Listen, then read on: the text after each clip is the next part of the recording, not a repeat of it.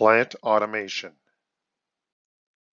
In this segment, we'll cover the plant certification requirements for automated, semi-automated, and manual batch plant systems.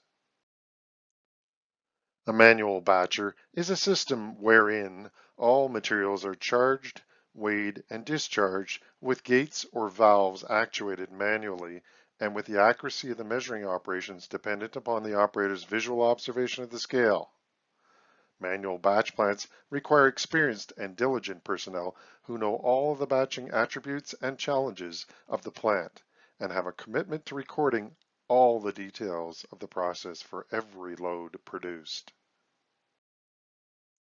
The manual batcher needs visual access to all scales and measuring device readouts and charging and discharging bins and portals in the system to be able to start and stop each aspect of the process with the flip of a switch or the maneuver of a lever. Everything that goes into a load is weighed and discharged or dispensed manually. Accuracy is very dependent on the operator. All batch records are generated by hand, usually in a logbook by the batch operator. If this is the type of plant you're inspecting, please ask to see the batching logbooks. They should be legible, complete, and traceable to the concrete that they represent from approved mix designs or submittals to members cast in the field.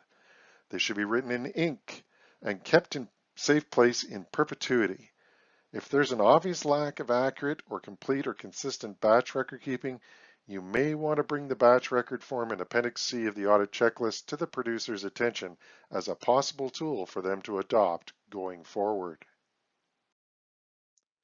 In semi-automated plants, the weighing or metering of each mix ingredient is initiated by the operator, but it is halted automatically immediately upon reaching a predetermined set point.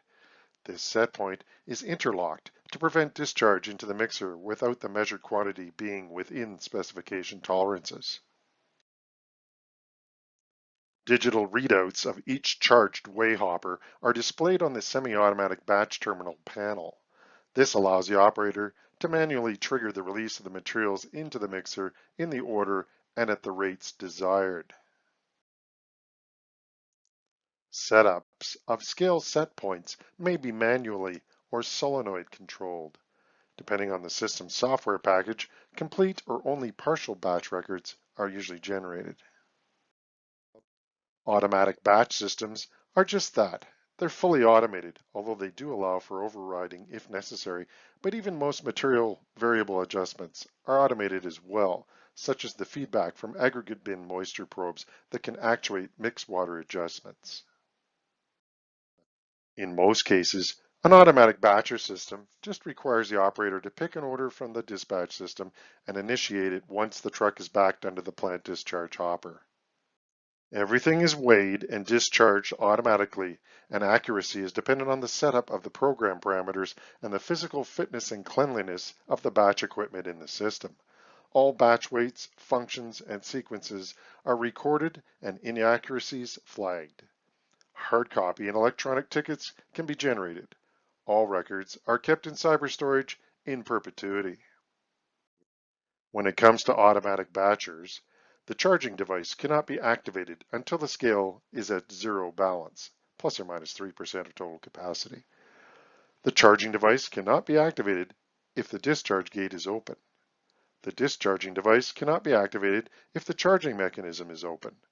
The discharging device cannot be activated until the actual weight is within tolerance of the target weight.